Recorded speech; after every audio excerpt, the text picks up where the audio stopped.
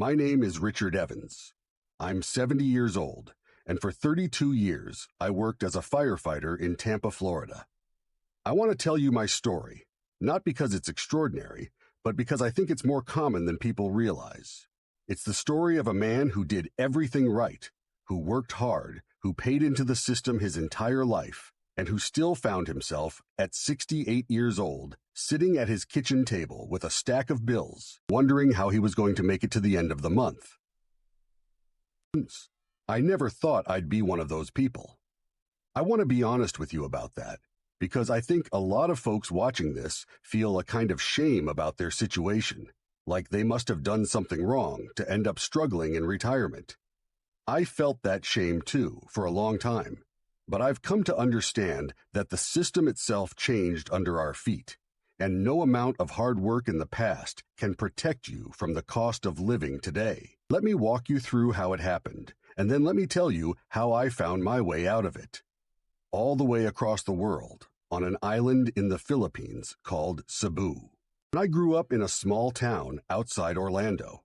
My father worked in construction, my mother was a school cafeteria worker, and neither of them ever had much money, but we never went without the essentials. When I turned 22, I joined the Tampa Fire Department. It wasn't a decision I agonized over.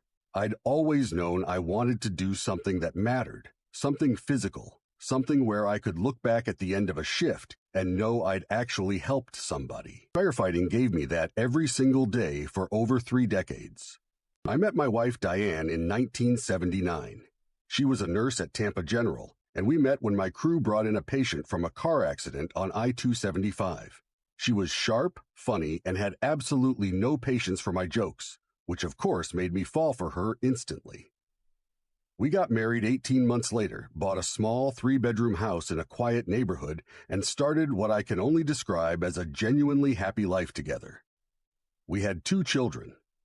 My son Michael, who's now an engineer living in Seattle, and my daughter Kelly, who settled in North Carolina with her husband and my 3 grandchildren. Diane and I always talked about retirement like it was this golden light at the end of a long tunnel. We'd say things like, when we retire, we'll finally take that trip to Italy, or when we retire, I'll finally build that workshop in the backyard. We were disciplined savers. I contributed to my pension every single paycheck for 32 years. Diane worked as a nurse until she was 62.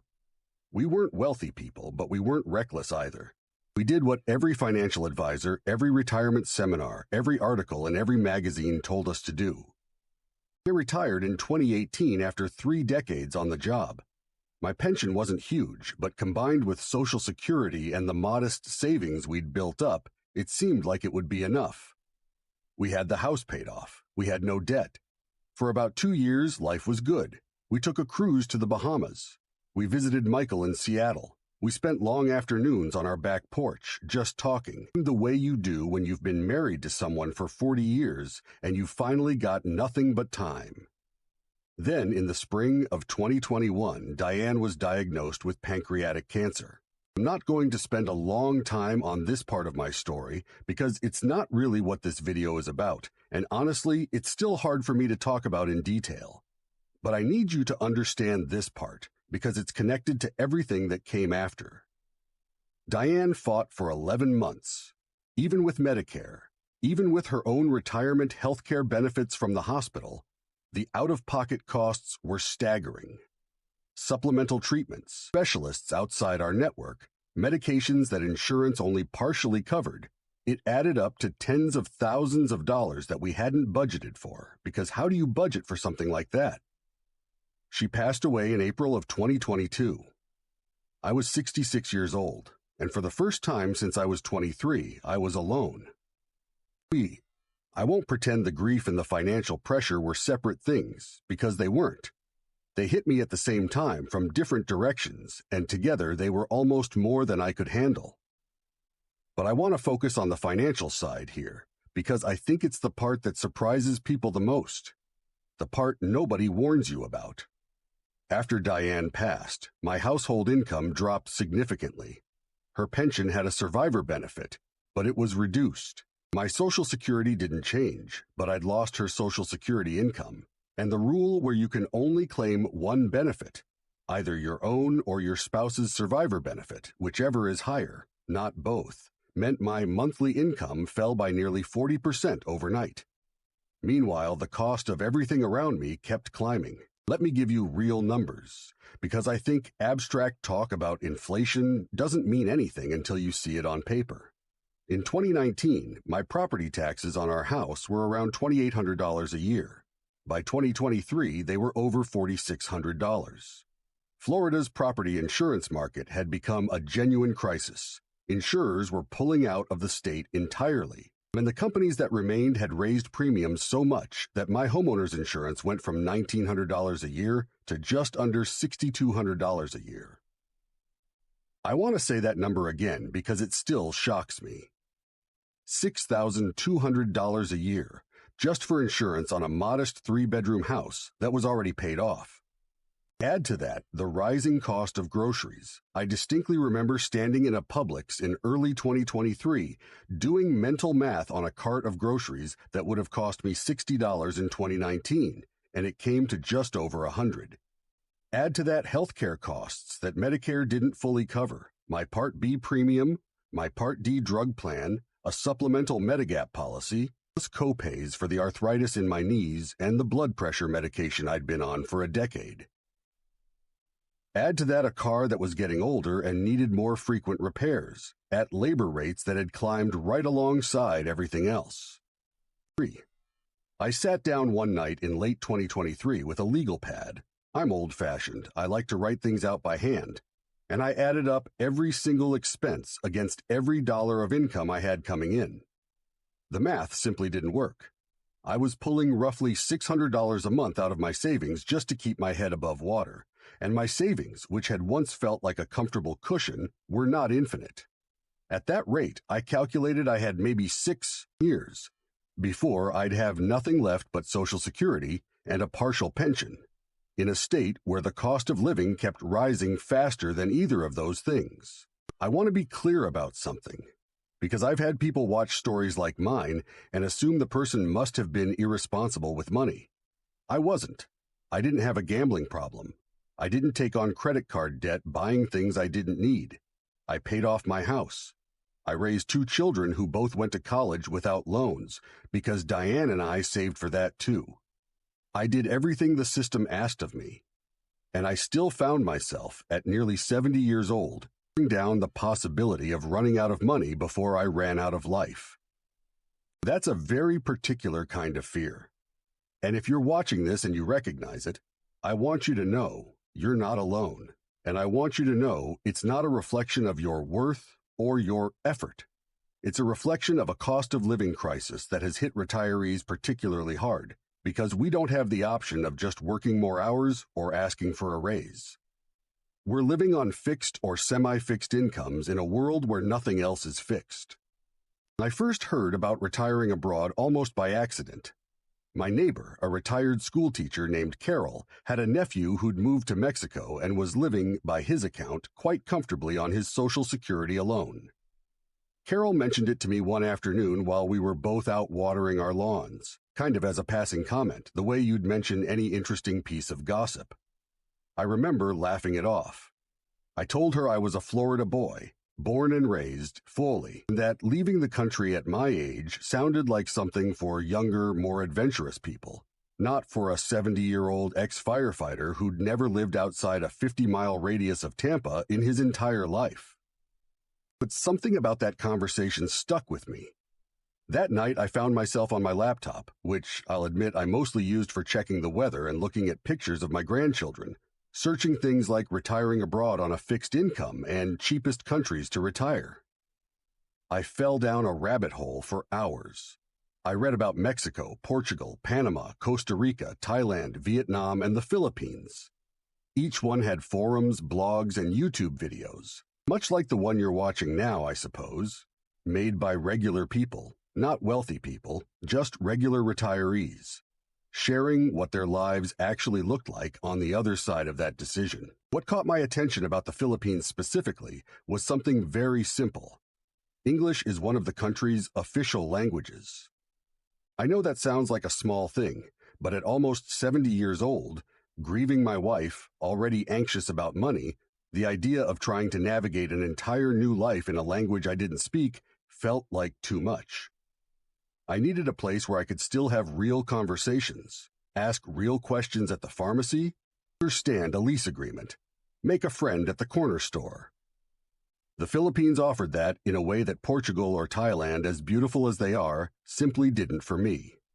I started narrowing my research down, and Cebu kept coming up. Not Manila. From what I read, Manila was more chaotic, more expensive, more like a megacity that reminded me too much of what I was trying to get away from. Cebu seemed to offer something different, a genuine city with hospitals, shopping malls, modern conveniences, and expat communities, but also close to islands, beaches, and a slower pace of life if you wanted it. Read stories of American retirees living comfortably on $1,200 to $1,800 a month, including rent. I read about retirees who owned or rented houses with ocean views for what I was paying just for home insurance back in Tampa. Admit, my first reaction was suspicion. I've been around long enough to know that anything that sounds too good to be true usually is. I spent weeks, honestly closer to 2 months, cross-referencing everything. I joined online groups for expats in Cebu.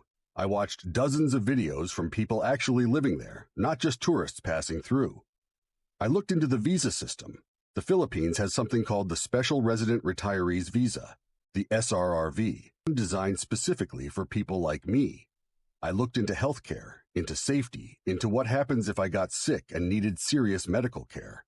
I wasn't going to make an emotional decision.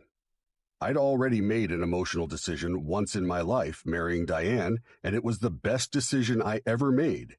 But this one needed to be different. This one needed to be built on facts, because I only had one shot at getting my remaining years right. And I want to talk about my children for a moment, because their reaction mattered a great deal to me. When I first brought up the idea to Michael, my son in Seattle, his reaction was cautious concern. He asked if I was doing okay emotionally, whether this was really about money or whether it was something else. Maybe running away from grief, from the house Diane and I had shared, from a life that now felt too quiet. That was a fair question, and I sat with it for a long time before I answered him.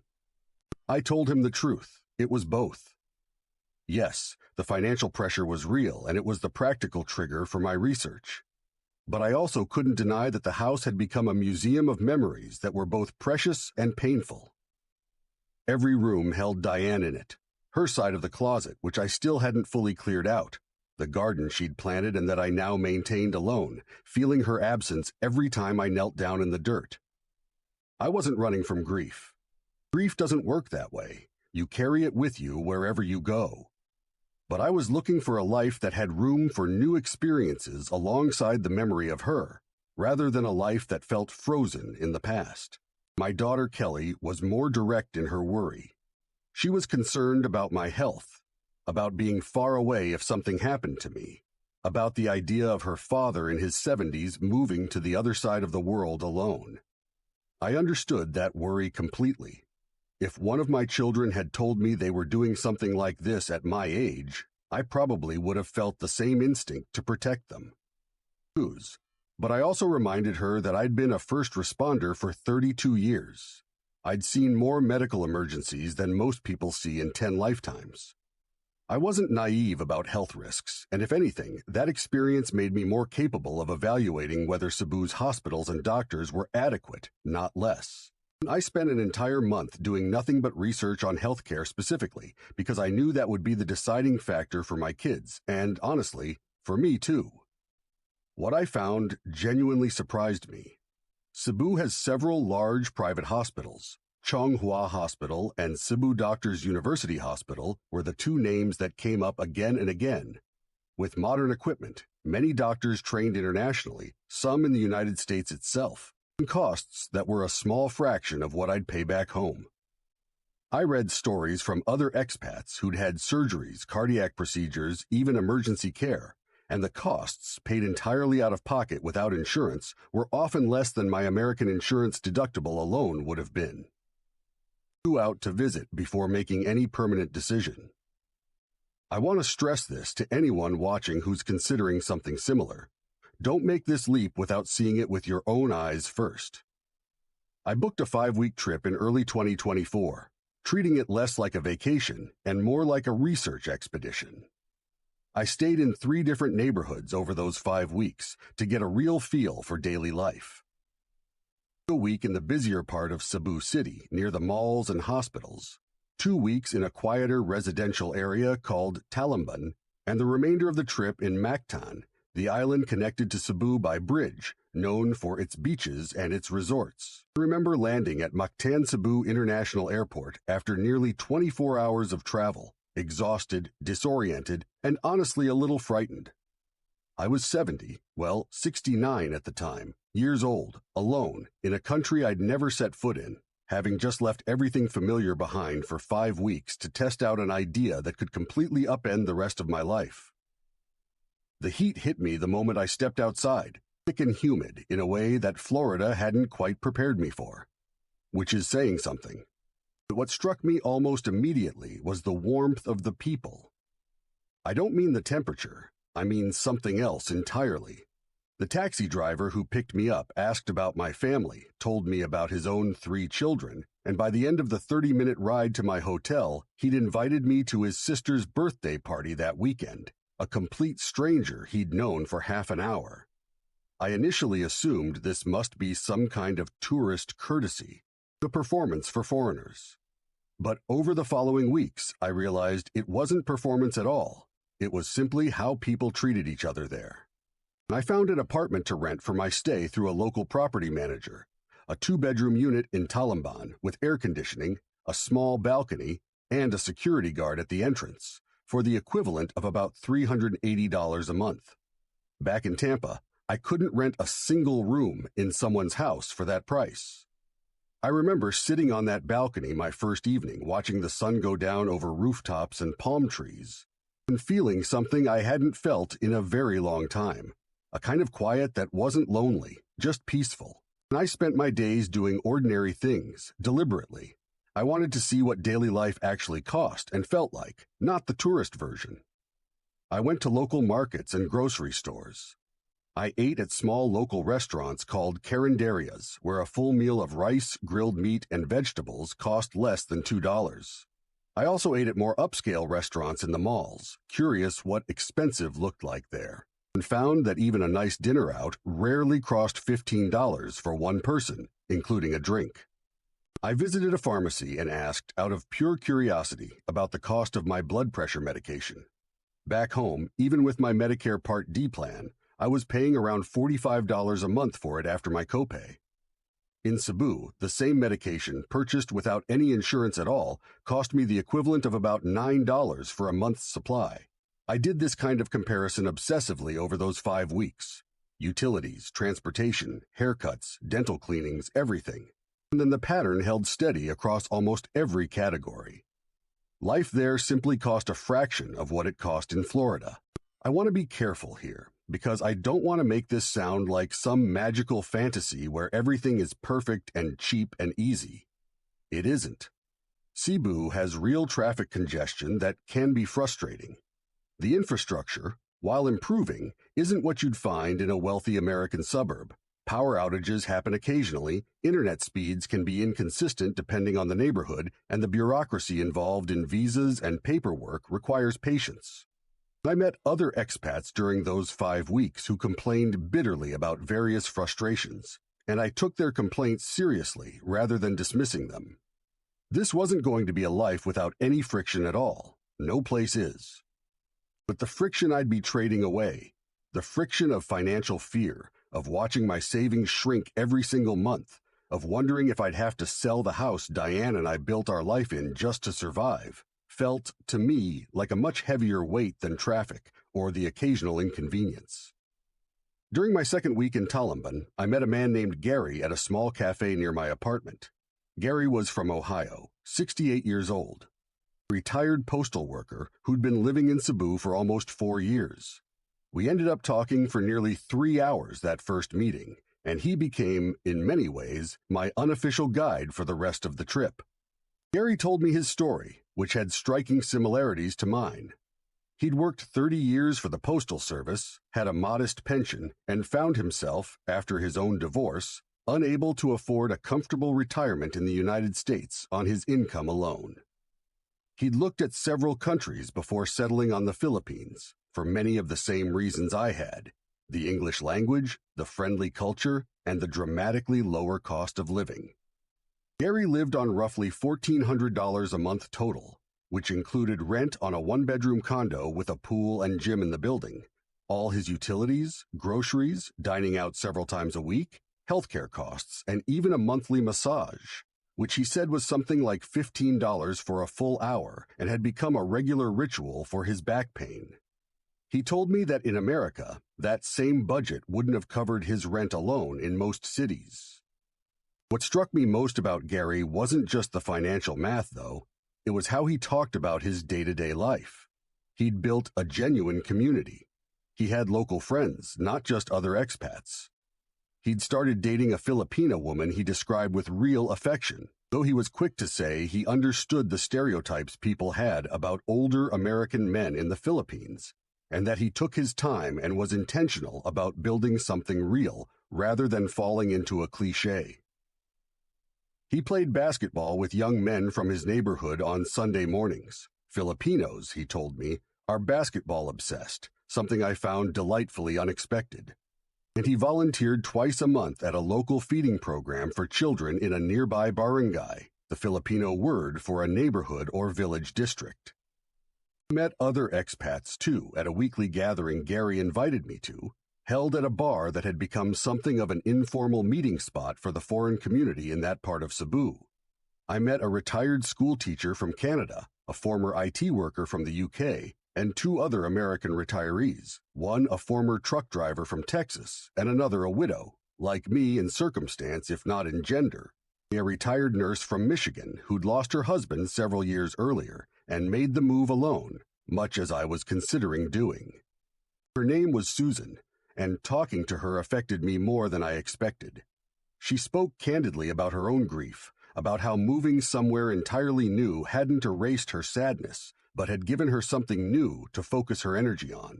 Learning a bit of the local language, Cebuano, joining a small church community, taking up watercolor painting, something she'd never had the time or money to explore back home. She told me something I've thought about many times since. Grief doesn't need you to suffer in the same four walls forever, Richard. It just needs you to keep living. It doesn't care where you do that. I flew home after those 5 weeks with pages of notes, a spreadsheet of cost comparisons, and a decision I hadn't fully admitted to myself yet, though I think some part of me already knew. I sat down with Michael over a video call and later in person with Kelly during a visit to North Carolina, and I told them what I'd decided. I want to say honestly that it wasn't an easy conversation with either of them, even after all my research and preparation. Kelly cried, not because she thought I was making a mistake exactly, but because the idea of her father being so physically far away felt like another loss stacked on top of losing her mother. I understood that, and I didn't try to talk her out of feeling it. I just told her the plan, in detail. The healthcare system I'd researched, the visa process, the community I'd already started to build, the fact that I could video call her every single day if she wanted, that flights, while long, weren't impossible, and that I intended to come back to the States at least once a year to see all of them and my grandchildren. Michael, being more analytically minded like his mother, asked pointed questions about the financial and legal specifics, how the SRRV visa worked, what would happen to the house, whether I'd keep my Medicare, how my pension would be handled from overseas. I answered every question because I'd done the homework, and by the end of that conversation, I think he respected the seriousness with which I'd approached the decision, even if he still had reservations. The special resident retiree's visa required a time deposit into a Philippine bank. For someone my age receiving a pension, the requirement was lower than for younger applicants, and I was able to meet it with funds I'd otherwise have kept sitting in a low-interest savings account back home. The visa gave me the right to live in the Philippines indefinitely, to work if I chose to, though I had no intention of doing so, and importantly, gave me a legal foundation rather than having to renew tourist visas indefinitely, which many expats do, but which never sat right with me. I wanted something solid under my feet. 3. I sold the house in Tampa in the fall of 2024. I won't pretend that wasn't emotional. I spent an entire weekend before the sale walking through every room, sitting in the backyard where Diane's garden still bloomed even without much tending from me, remembering 38 years of a marriage that had happened within those walls. I kept a modest storage unit back in Florida with certain irreplaceable things. Photo albums, Diane's wedding ring, which I couldn't bring myself to wear, but also couldn't part with. A few pieces of furniture that had been in my family for generations. Everything else I either gave to my children, donated, or sold. The sale of the house, combined with my remaining savings, gave me a financial cushion that felt, for the first time in years, like actual security rather than a countdown clock. Even without touching that cushion much at all, my pension and Social Security alone, roughly $2,400 a month combined, would comfortably cover a genuinely good life in Cebu. Not a scraping by life, but a good one, with room for the occasional splurge, for gifts for my grandchildren, for flights home to see my family. I moved permanently in January of 2025. This time was different from my exploratory visit. There was a finality to it that I felt in my chest the entire flight over. I'd sold my car in the States. I'd said goodbye to neighbors I'd known for over 2 decades. I'd had a long, difficult, wonderful final dinner with Michael, Kelly, and my grandchildren before I left, where my youngest granddaughter, only 6 at the time, asked me if there were monkeys where I was going, which broke the tension in a way I still smile about. I settled into a house in a quieter part of Talimban, a genuine standalone house rather than a condo, with 3 bedrooms, a small garden of my own, and a covered porch for about $550 a month, roughly what I used to pay for homeowners insurance alone back in Florida for one single month. The landlady, a woman named Nana in her 50s, who lived 2 houses down with her extended family, treated me from day one less like a tenant and more like a new neighbor she'd decided to adopt. Within my first week, she'd brought over a plate of homemade lumpia, sent one of her nephews to help me set up my internet router, and invited me to a family gathering for her mother's birthday. I want to describe an ordinary week in my life now, because I think it says more than any statistic could. I wake up most mornings around 6, which was always my natural rhythm from 32 years of early shifts at the firehouse. I make coffee on my porch and watch the neighborhood wake up. Roosters, which took some getting used to, motorbikes heading out, kids in uniforms walking to school. Twice a week, I go with Gary to a gym near the mall.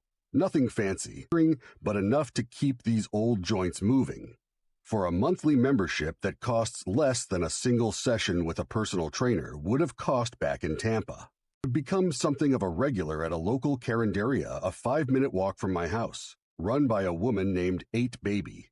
8 is a term of respect for an older sister or woman, something the staff there taught me my first month, along with a dozen other small cultural details that have made me feel less like a tourist and more like someone who actually lives there. I eat lunch there most days, usually grilled pork, rice, and a vegetable dish, for less than the cost of a candy bar back home. Read. I've taken up an activity I never in a million years would have predicted for myself. I volunteer with a local organization twice a month that provides basic first aid training to barangay health workers, people in these smaller neighborhood districts who often serve as the first line of medical response before a real ambulance or hospital can be reached. My 32 years as a firefighter and emergency responder turned out to be exactly the kind of experience they valued. And being able to actually use that hard-won knowledge again, to matter again in that particular way, has done more for my sense of purpose than I expected it to. I hadn't realized how much of my identity had been tied up in being useful to people in exactly this hands-on way, and how much I'd been missing that since retirement. And I want to be honest about a moment that tested whether my research had been accurate or whether I'd been fooling myself. About 4 months after settling in permanently, I had a fall in my own backyard. Nothing dramatic. I simply misjudged a step, but I landed badly on my wrist and knew almost immediately from decades of seeing similar injuries on the job that something was broken. Nana's family drove me to Chonghua Hospital within 20 minutes. I was seen by an orthopedic doctor within an hour, had x-rays taken on site, and confirmed a hairline fracture in my wrist that required a cast but not surgery. The entire experience, the emergency consultation, the x-rays, the cast, the follow-up appointment 2 weeks later, and the medication for pain and inflammation, cost me, paid entirely out of pocket in cash, the equivalent of around $180 total. And I sat in that hospital room afterward doing the math almost instinctively, the way I imagine a lot of us do now. And I calculated that the same sequence of events back in Florida, even accounting for what Medicare would have covered, would likely have cost me somewhere between $1,500 and $3,000 out of pocket, once you factored in the deductible, the copays, and the portions Medicare simply doesn't cover. That single incident did more to settle my remaining doubts than any article or forum post ever could have. This wasn't a fluke or an exaggerated story from an internet stranger. This was my own wrist, my own bill, my own experience. I've since set up a small private health insurance policy through a local provider, something many expats do for additional peace of mind for larger emergencies. And even with that added monthly premium, my total healthcare costs remain a small fraction of what I paid in the United States. I don't want to present this story as though there was no cost to what I did, because there absolutely was. And I think it's dishonest when these kinds of stories pretend otherwise. I miss my children and grandchildren every single day. Video calls help, and I've been back to visit twice since I moved. And Kelly brought the grandchildren out to visit me for 2 weeks last summer, an experience that genuinely changed how she saw my decision. Watching her children build sandcastles on a beach 5 minutes from my house, watching me laugh with my neighbors in a language she didn't understand but could tell was warm and genuine. She told me on her last night there that she finally understood why I'd done this. I miss certain small American things I never thought I'd miss. A particular kind of thick-cut bacon, football on Sunday afternoons with the specific commentary I grew up with, though I've found ways to stream some of it. I miss the ease of driving myself wherever I wanted, though I've adapted to relying on local drivers and the jeepneys, the colorful shared transport vehicles that are as much a part of Filipino culture as anything else I've encountered. But what I found, I believe, outweighs what I left behind, at least for where I am in my life right now. I found financial security that I had genuinely lost hope of ever feeling again. I found a community of people, both fellow expats and Filipino neighbors and friends, who've filled a space in my life I didn't realize had gone so empty since Diane passed. I found a renewed sense of purpose in the volunteer work I do. I found, somewhat to my own surprise, a kind of peace with my grief, not an erasure of it. Susan was right about that. Grief doesn't disappear, but a peace in carrying it forward into a life that still has new things in it, rather than a life that felt like it was only ever looking backward. I keep a photograph of Diane on my nightstand here, the same one that sat on our nightstand in Tampa for over 20 years. And some mornings I still talk to her a little. Tell her about my day, about the ridiculous rooster that seems to have a personal vendetta against my sleep schedule, about the wrist I broke and the neighbors who drove me to the hospital without a second thought. I don't know exactly what she'd think of all this. My life on the other side of the world from the one we built together.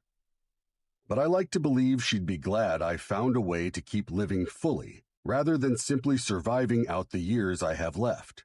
If you're watching this video because you're feeling what I felt at my kitchen table with that legal pad and that stack of bills, I want to tell you something directly. It is not a personal failure to need a different plan than the one you were told to expect. The cost of living in America, particularly for retirees on fixed incomes, has changed in ways that many of the old assumptions simply don't account for anymore. Insurance costs, healthcare costs, housing costs. They've outpaced the income many retirees can rely on through no fault of their own hard work or planning. I'm not here to tell you that moving to Cebu or anywhere else abroad is the right answer for everyone. It requires research, patience, an honest conversation with your family, and a genuine willingness to adapt to a culture different from your own. It's not without its frustrations, its bureaucracy, its homesickness. But I want you to know that options exist beyond the ones we're usually told to consider. I was a Florida firefighter who never left the state for most of my adult life, and at almost 70 years old, grieving my wife and staring down a financial cliff, I found a second life I never expected, on an island 8,000 miles from everything I'd ever known.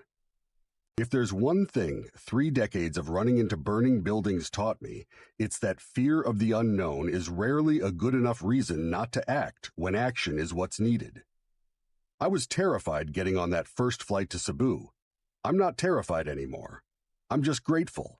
Grateful for the extra years this decision has given me, financially and otherwise, and grateful that it's not too late, even at 70, to build something new. Thank you for listening to my story.